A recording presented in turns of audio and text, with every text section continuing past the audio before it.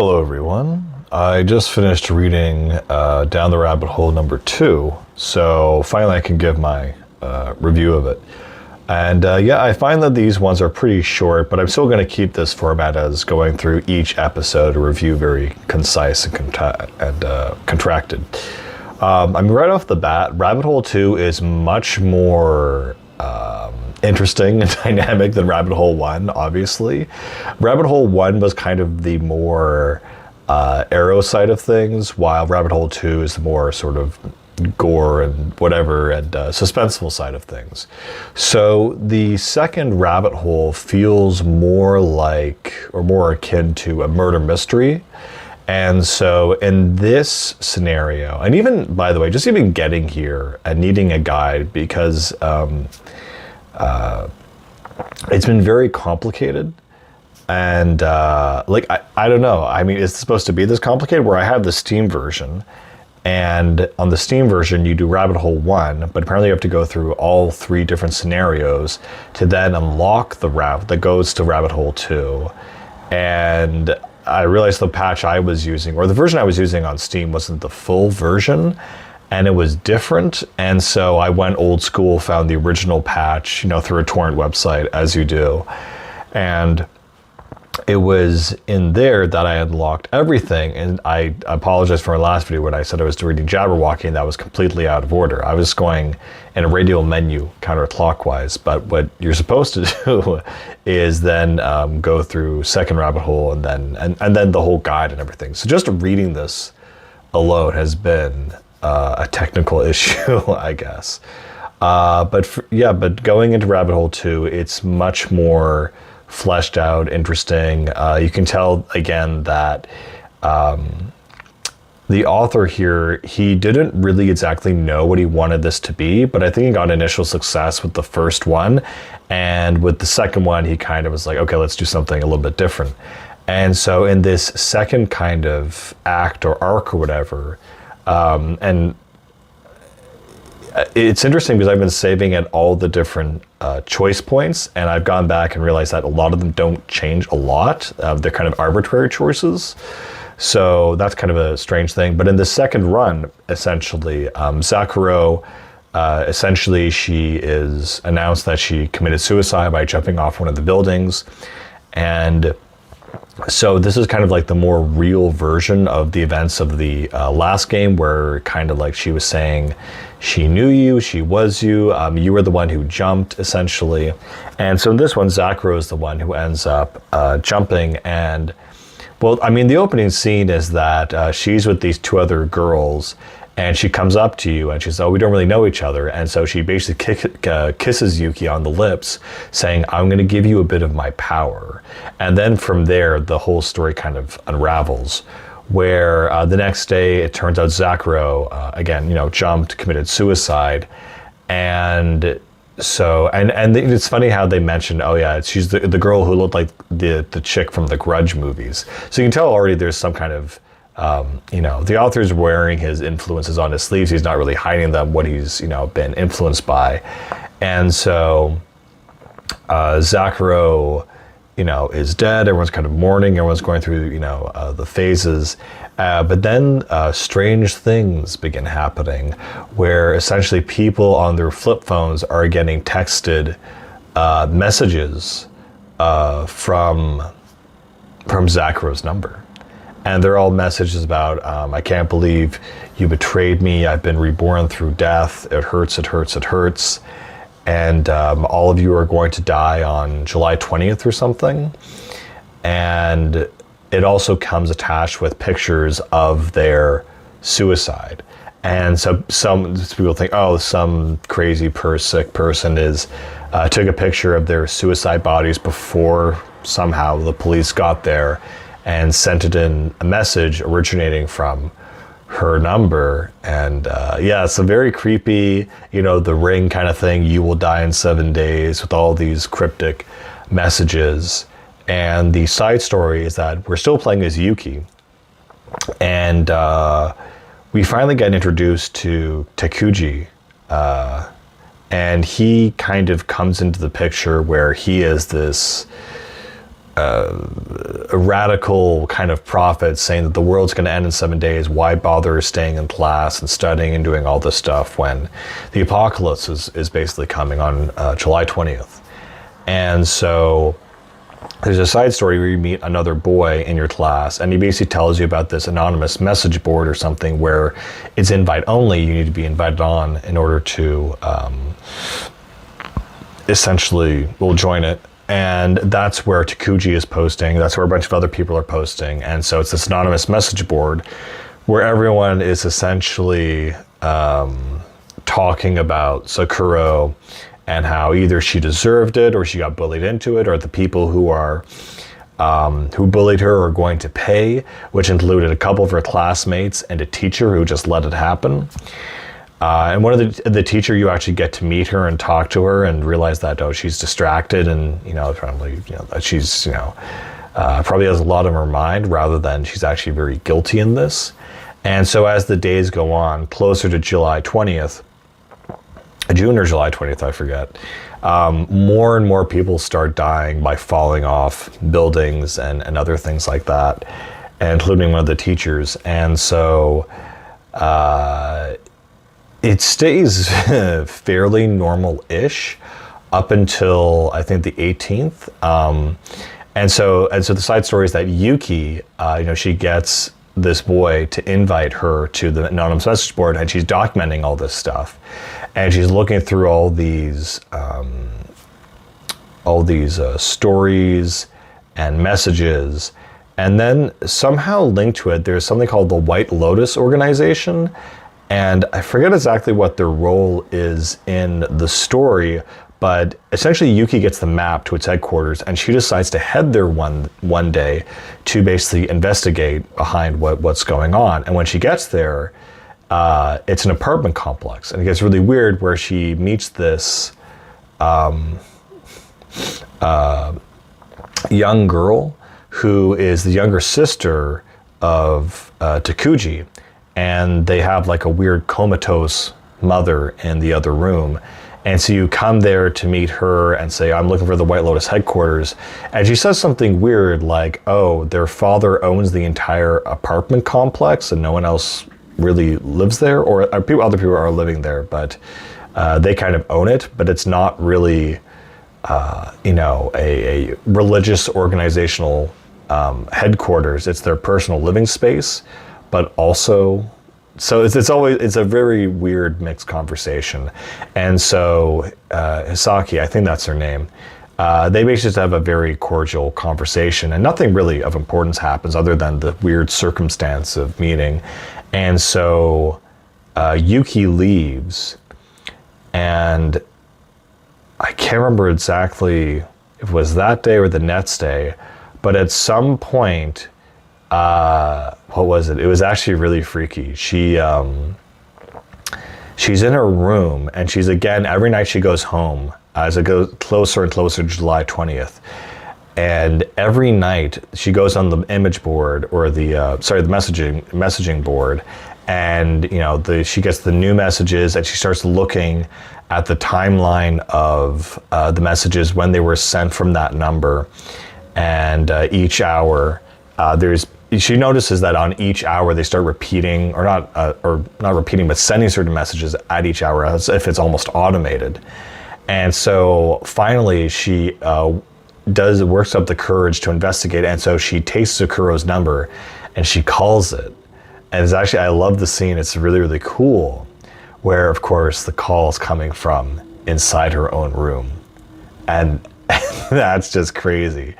And so she finds Zukuro's flip phone in one of her, like on her shelf or beneath one of her boxes or something. And she looks at it, and it's cracked, it has scars on it, and it has caked blood and strands of hair in it. So it's obviously like Zukuro's phone from when she fell off and died. And so at this point she's freaking out. And they have this whole thing where she has this detective kit, and it has this silver, I forgot the compound, but it's what they use to do fingerprints, and it falls on the phone itself, and she notices there's two sets of fingerprints. And somehow she's able to figure out that one set of prints is obviously Sakura, but the other set is Takuji's. And so this psycho boy who basically interrupts class with prophecies of death and destruction, whatever, she realizes that he's tied to this, or he's the one behind it all. And so she starts tracking him down. And then I think it was that night or right after that scene where essentially this ghost, this demon appears and basically attacks her, and then she blanks out. And then from the 19th to the 20th, or the 18th to the 20th, it's a bunch of very dreamlike sequences. And for example, she ends up going to the school one day, and Takuji is there by the swimming pool giving her a bunch of cryptic messages. And whenever she's talking to him, she has this headache, she feels woozy, it's like she feels drugged basically. And Takuji in this arc, he's basically the villain. He's very psychopathic, he has small pupils, he's laughing maniacally, the whole deal. And so eventually she figures out, or she somehow figures out that I forgot, during this whole time I'm going to pronounce the Wakutsuki sisters, they go missing, Kagame and Tsukasa or something.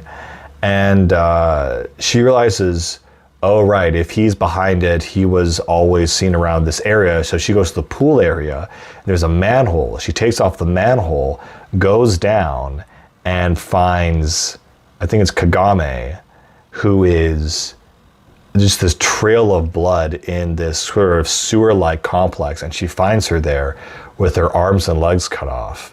And it's this kind of very horrific scene that she is still alive somehow. And she picks her up and puts her on her back and brings her back to her house. And then from the second that she rings the doorbell sound changes reality. And the person comes out, this old lady, and says, oh, can I help you? And she's like, oh, I'm here to give you Kagami back. And the old lady's like, I don't know what you're talking about. Is your doll broken? And she looks down and she realizes that the bloodied and broken body of her friend was actually the doll. Specifically, the rabbit doll that Zakuro had in the first arc. And so she's kind of freaking out, like, oh, this is the whatever household, and like, no, we're some other last name. And she's like, and the old lady's like, I'm gonna call the police. Sorry, but you're psycho. So this little girl, she Yuki, she goes back, and well, she doesn't go back immediately, but she realizes that she just hallucinated the whole thing, and she ends up later going back with I think her Ayane. And Ayane is this girl she meets on the rooftop much earlier in the arc. And so she comes back and realizes all the things that she thought were blood were actually just trails of cotton, and that it was just a doll this entire time. And then it finally reaches the climax where she confronts Takuji on the top of the rooftop, and a bunch of other dreamlike stuff happens where Ayane is like, oh, you're basically stuck in a time loop. We have to go meet the end sky, the final sky, where the sky and the self and the individual all kind of converge. And so she kind of confronts Takuji saying, kind of like an Umineko style, where, oh, you did all these texts at this point, at that point, but you knew that the teacher would try to retrieve the doll from the rooftop at this time, and she'd have to go through the scaffolding, and that would put her off balance, and you decided to text/call her at this exact time so she would lose her balance and end up killing herself, and therefore you're the murderer, you set it up. And it wasn't a ghost, it wasn't a haunting, it was all you. And he's kind of laughing maniacally and saying, oh yeah, well, you're almost right. He says, you're almost right about everything. There's just one piece you're missing. And before she can get out what that last piece is, someone else ends up jumping off, and he ends up jumping off to his death. And then it's just her and Ayane, I believe. And then you have a really cool section where I think it's like what is it? Takuji jumps, and then it says she feels her skull cracking, but not on the outside of her head, on the inside of her head, and it's like she had realized something. And then you have this really interesting text piece actually at the end, which I think kind of sums up maybe the main focus of the series so far, which is that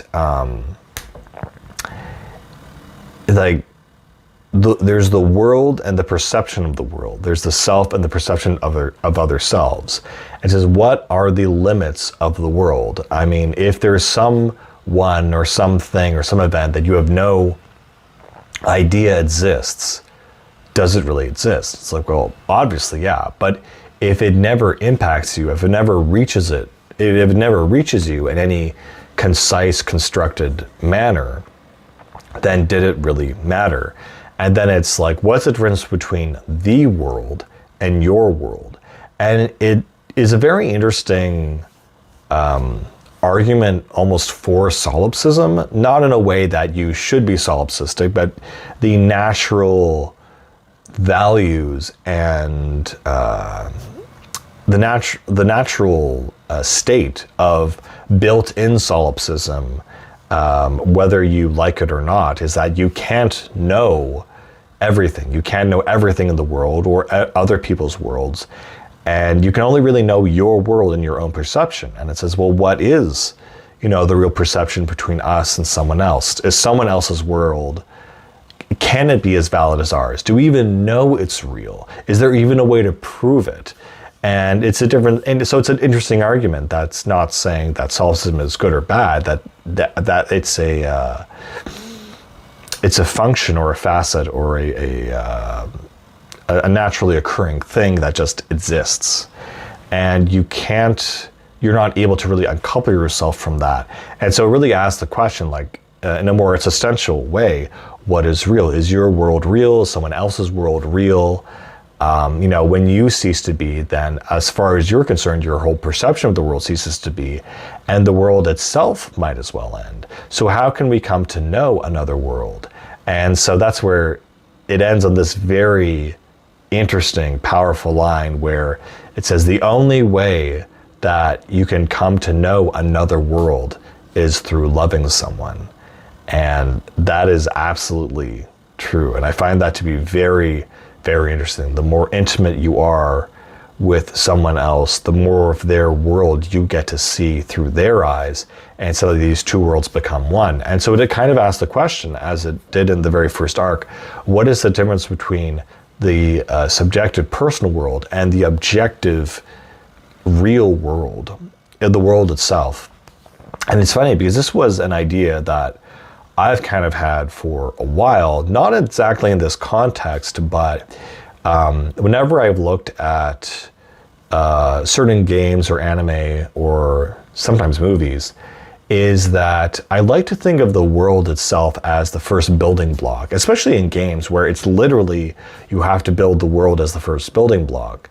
And in a way, the world itself, I always thought that the best games, the world is a character in and of itself. It has a certain personality. If you're the god, the creator of this world, that your signature, your essence is kind of in that world itself. And it has a persona of some kind. Even in the way that, for example, something like Minecraft, I mean, everything's divided into blocks. There is a certain persona in that world that said this is the vibe of this world. And I really think if you want to get the idea or the vibe for the character of a world, it's kind of like the music, the OST for the resting area or whatever, is saying this is what this area feels like. And once you have that first character, which is the world, you have all the other characters inhabit it.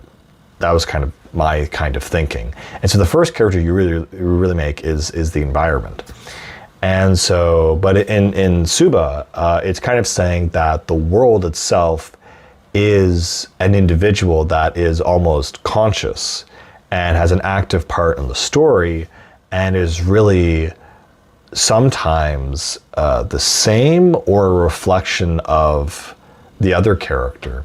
And so it is interesting that, I mean, the vibe I kind of got from this, it goes into another game analogy where it's the fog of war. Essentially where, as far as you can see, as far as you can, taste, touch, hear the world around you, there's nothing, there can be nothing more than what you sense of the world. And so that is your world, and your perspective and observation of it is as far as you can know the world. And it's a question of what lies beyond those limits. What are the colors you can't see, or the things you can't taste, or what does a black hole feel like to touch, things like that. And so it asks that question, what is beyond us, and what if our perception of how we perceive the world is a reflection. So I think it's almost like a fog of war sphere around our perception and ourselves. And we can just see this little part of it. And the question is, what is beyond that? And if something is beyond that, is it observing us as well? And is it judging us, looking at us, or is it a reflection of us? And I think it's a very interesting way to look at it, as that we have a little firmament around our very little head or mind or perception that we are going around milling about our way. But the ability to reach the limits of our perception, or to limits of our, whatever, and perceive another thing is almost, we wouldn't know if something else was perceiving us, essentially. And that kind of gets into a more religious doctrine that you are being perceived at all times, but you just don't know it, or you can't come to know it, because if you could perceive the perceiver, then you'd have a kind of experience, I suppose, or something would happen. I'm not sure, but I think it's interesting that this is what Suba is leaning into, and I find it to be a lot more interesting this time around. It's funny, it is used in one game mechanic, specifically what I'm thinking of right now. Not that I'm sure this is implied or exactly what they're going for, but for those of you who played Echoes of the Eye DLC for Outer Wilds, that is exactly what I imagine while playing this, essentially, in a way. So for those of you who played it, and by the way, it's an amazing game. The other thing that I thought was going to be revealed in this, and maybe because I accidentally read ahead and read a bit, is that, I thought it was pretty a clear shut case where, so Yuki finds Zakuro's phone in her own room with Takuji's fingerprints all over it. And while Takuji is, she's saying all these plot details, like, how did you know all this? How could you know all this? I thought they were fully going to pull a Fight Club-esque spin on this, where Takuji is basically her Tyler Durden, that she's been the one behind all this, and she basically has split psychosis, and she's both Takuji, the cult leader murderer, and a teenage girl at the same time.